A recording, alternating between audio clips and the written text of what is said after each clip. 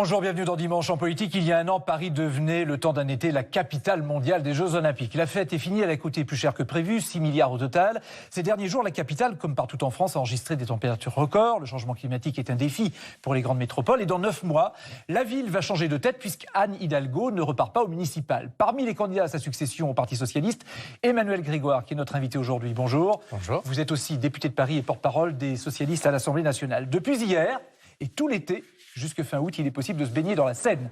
Une attraction pour les Parisiens, mais aussi les touristes qui se souviennent des épreuves de natation des Jeux Olympiques, j'en parlais tout à l'heure, l'année dernière, dans le fleuve. Donc la Seine, désormais accessible au grand public. À cause de la pollution, la baignade dans la Seine était interdite depuis 1923. Le dernier en date à avoir fait un pari de l'ouverture de la Seine, c'était Jacques Chirac en 1988. Il était maire de Paris à l'époque. Et maintenant, c'est fait. Il a fallu 1,6 milliard pour ouvrir la Seine. Ça valait le coup ? Oui, ça valait le coup. D'abord, rappeler que c'est l'effort cumulé de la ville de Paris, de l'État, de très nombreux partenaires qui se sont engagés dans cette bataille qui remonte maintenant à plus d'une grosse dizaine d'années.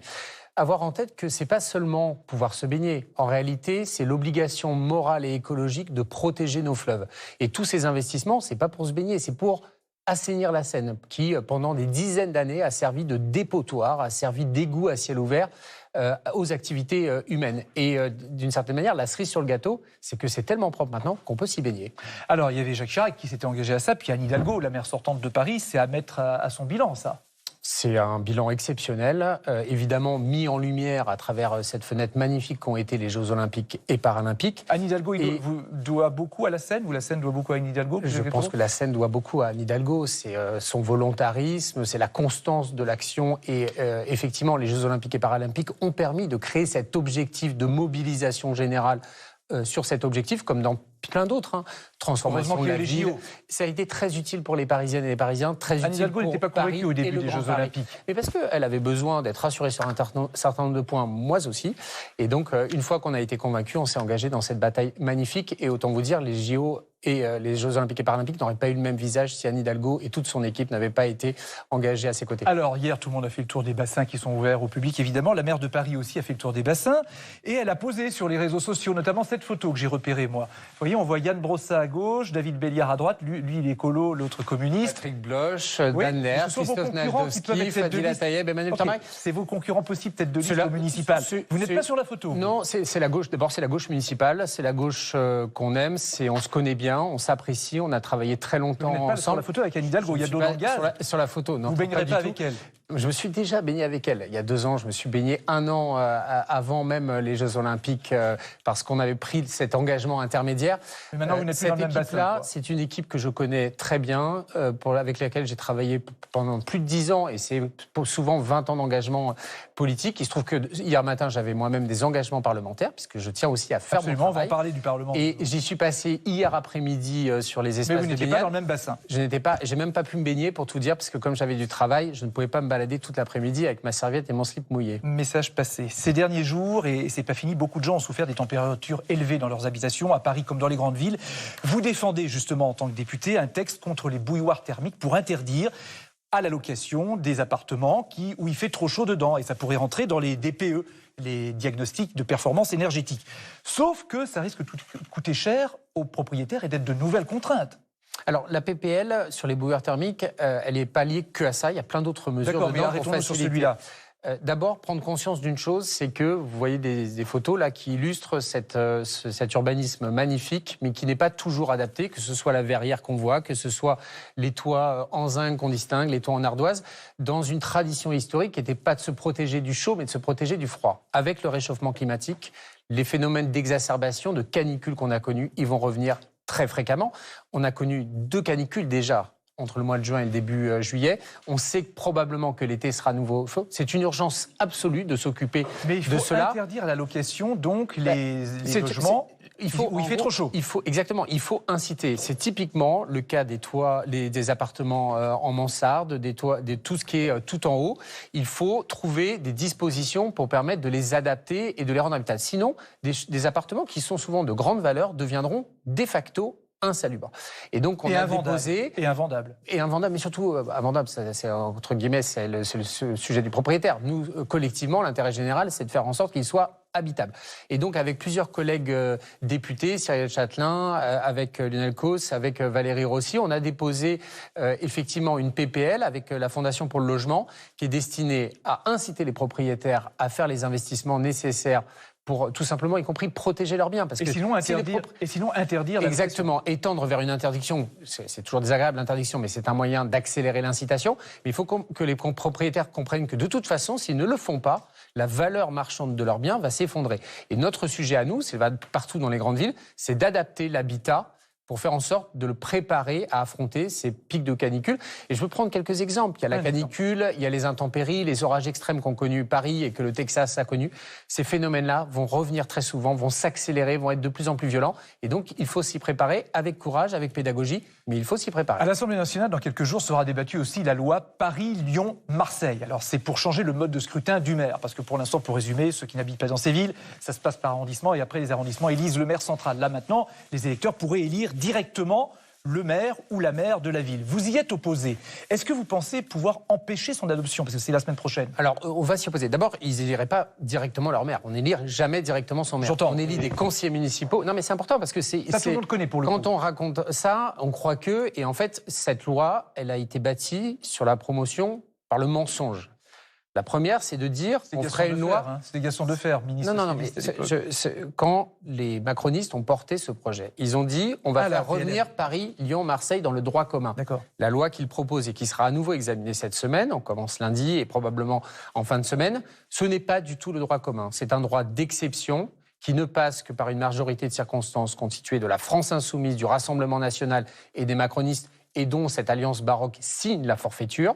C'est un mensonge qui n'a que deux objectifs. Le premier, c'est d'impuissanter les arrondissements. Et je veux attirer l'attention des Parisiennes et des Parisiens ou des Lyonnais et des Marseillais sur cette menace. Je m'exprime moins, moins civil. Tout le monde. Mais à Paris, l'importance des arrondissements, c'est ce qui assure la proximité à travers les élus municipaux.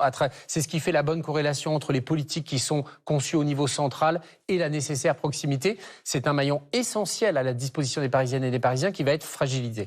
Et la deuxième chose, c'est une forme d'instabilité qu'ils veulent installer. Quand on met une prime majoritaire, c'est un peu compliqué, mais à 25%, alors que dans toutes les autres villes, elle est de 50%. C'est une manière pour certains, entre guillemets, qui n'ont jamais réussi à s'imposer par le scrutin, de créer une forme d'instabilité pour l'avenir. Sauf que quand vous mettez RN, macroniste et LFI, vous perdez. La loi PLM, elle passe.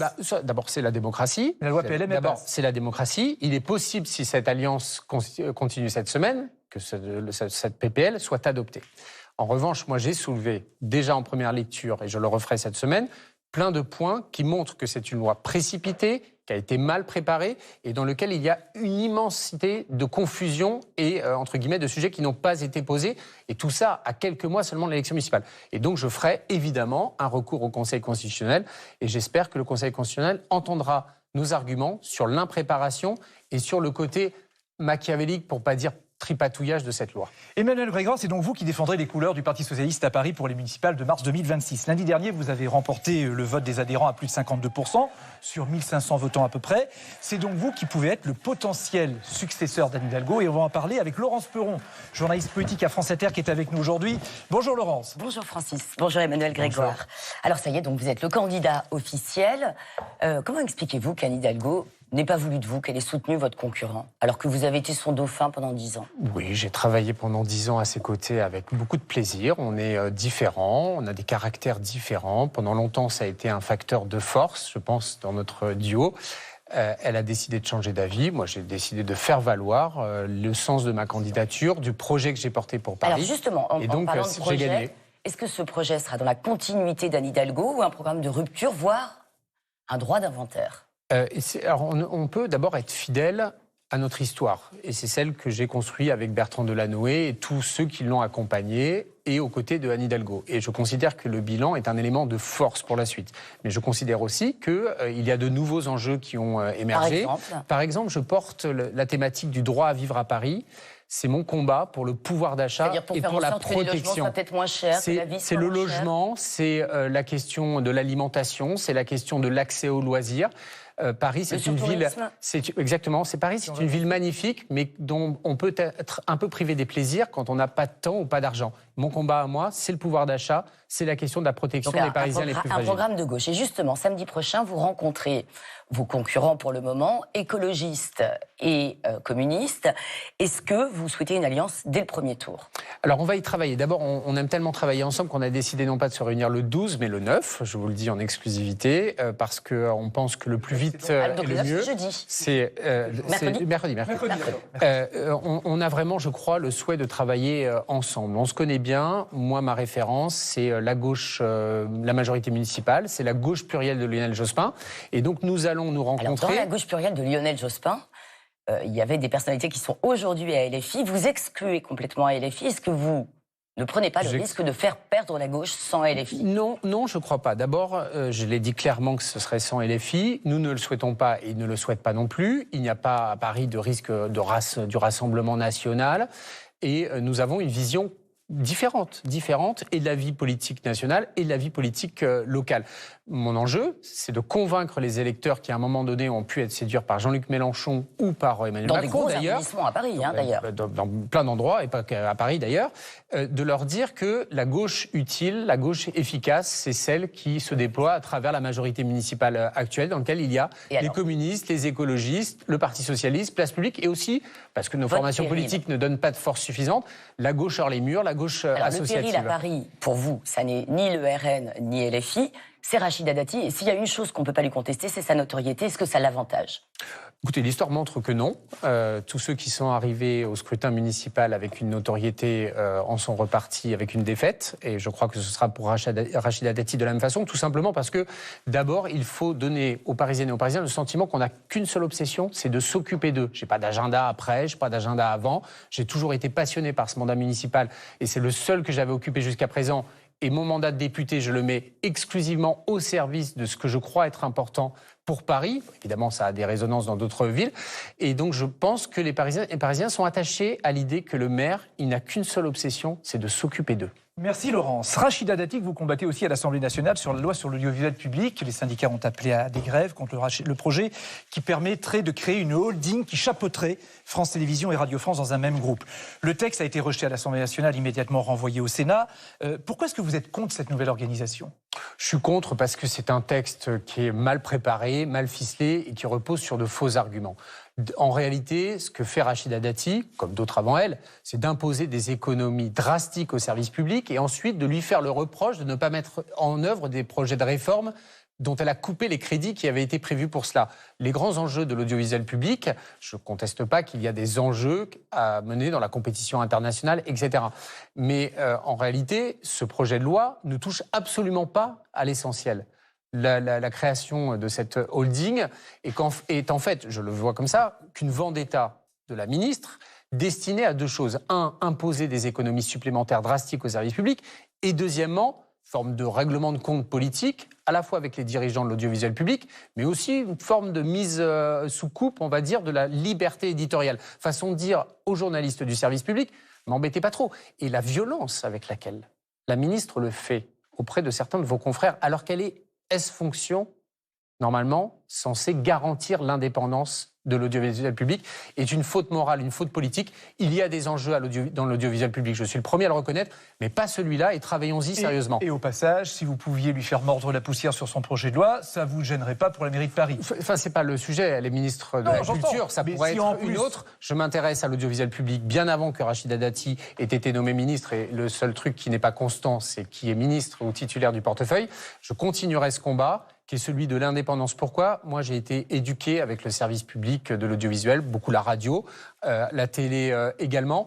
Moi, j'ai une enfance, une adolescence rurale. C'est la question de l'égalité territoriale, c'est la question de l'éducation populaire, c'est la question de la connaissance de nos territoires. C'est un outil très puissant d'égalité dans notre pays. Faut pas le comparer à Netflix ou n'importe quelle autre plateforme. C'est pas le même sujet, c'est pas les mêmes missions. La question est que l'audiovisuel public dispose des moyens pour mener ses missions et dispose aussi des moyens pour se transformer. C'est bien plus important que de faire une holding. Après des mois de tentatives, les élus de gauche du Conseil de Paris ont réussi à faire voter le principe d'un hommage aux plus de 57 000 Palestiniens qui ont été tués à Gaza. Première question avant de venir sur où et quand. Pourquoi est-ce qu'il y avait un blocage à Paris pour rendre hommage aux Palestiniens. Alors qu'il y a eu des hommages après le 7 octobre pour les Ukrainiens, pourquoi il y avait ce blocage? Écoutez, je crois qu'il y a eu des expressions très fortes en soutien aux civils palestiniens morts, de la même façon. La Tour Eiffel n'a pas été éteinte, par exemple. De la même façon que nous continuons à soutenir la libération des otages et l'instauration d'un processus de paix, cessez-le-feu et reconnaissance des deux États. Ça, c'est quelque chose qui fait l'unanimité. Après, il y a eu des moments de discussion. Moi, je n'ai pas pris part personnellement, je ne suis plus membre de l'exécutif. Il est clair que je soutiens un moment d'hommage mémoriel aux victimes à Gaza, aux victimes civiles à Gaza. Alors ça pourrait être quoi le bon symbole? Bon, je ne sais pas, on va y réfléchir parce qu'il a été demandé de mettre le drapeau. Je rappelle que mettre un drapeau, c'est illégal, les préfets les font décrocher. Non, mais moi, je suis... la Tour Eiffel, par exemple. Mais on va y réfléchir. Mais pourquoi c'est si compliqué? Ça pourrait être pas évident. Compliqué. Après le 7 octobre 2023, la Tour Eiffel a été éteinte. Après l'invasion de l'Ukraine, la Tour Eiffel a été éteinte. Pourquoi là, ça demande tant d'atermoiement? À titre personnel, ça ne me poserait aucun problème d'éteindre. Pourquoi chez vous, parmi vous, il y a des problèmes? Poser la question à ceux qui s'y opposent. C'est qui s'y oppose? Favorable. Je ne sais pas. Et en l'occurrence, je n'ai pas entendu d'expression en ce sens. Pardon, mais il a fallu 7 votes. Il y a une position extrêmement claire de la majorité municipale, à la fois de condamnation des attentats, demandant la libération des otages, et en même temps condamnant la vengeance aveugle et brutale exercée par le gouvernement israélien sur les civils à Gaza. Cette position-là, elle est d'une clarté absolue. Et donc, à titre personnel, je suis favorable à ce qu'il y ait un moment mémoriel de recueillement en hommage aux victimes civiles palestiniennes. Merci Emmanuel Grégoire d'avoir accepté notre invitation dans Dimanche en politique, à retrouver sur le site ou l'application France Info et la plateforme France.tv. Et Dimanche en politique se poursuit. Merci. Merci.